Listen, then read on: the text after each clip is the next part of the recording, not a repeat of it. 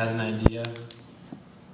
I don't know why I thought to do this. I think it was inspired partly by music videos that I had seen where there was a really weird blonde redhead one where it was just people crying, but it was very, it was like funny and heartbreaking at the same time a little bit.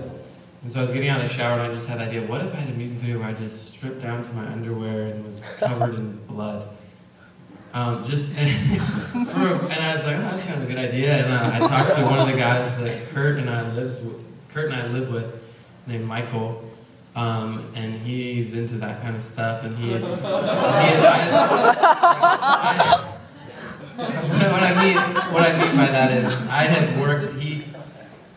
worked with him on an installation project that he had done about a year prior, where he dumped a bunch of fake blood on me, and so I thought, oh, he'll be perfect for this. He would love to do this again. And so that we kind of kicked the idea around for a really long time, and yeah, we just set up in the warehouse where my day job was. I was like, can we shoot a music video here? And they said, yeah. And I intentionally tried to tell them as little about it as possible. I figured it would probably make a big mess, and so our friend Nate helped us make a couple gallons of fake blood, and Devin, another gentleman that Kurt and I live with, came by and helped out, and we set it up in an evening and kind of rehearsed it. And to me, I think it was kind of, the song itself, actually kind of, the melody and lyrics came to me probably 4 years ago when I was riding my bike home from work. And so actually kind of thinking about the song to me and wanting the video to be something, first of all, that kind of try to like kick off our cutesy image as a band. I mean, that wasn't the first priority of the video, but something, to me it was very shocking in its vulnerability. Which I think is sometimes the most powerful type of imagery, is the most vulnerable. And I thought it'd be fun to just kind of see what it's like to be covered in a bunch of fake blood. But the video is kind of like just a baptism, really, in a sense, and like being, like Joey said, you know, a Christian or a believer.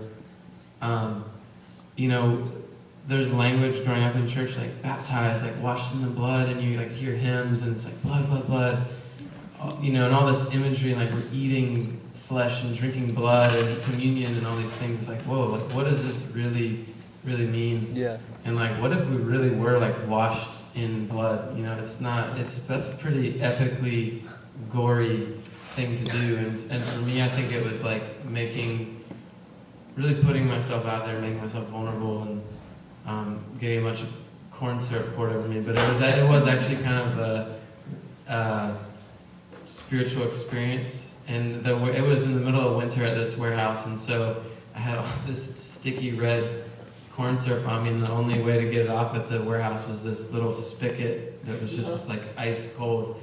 And so our friend Nate was over there just like scrubbing me off, and I was just screaming because I was like just freezing. So for me, it was a really meaningful experience. I'm glad I meant something to someone else. That's a really like elongated explanation of the video, but it's like it's supposed to represent a baptism. And, yeah. You know, the ideas of like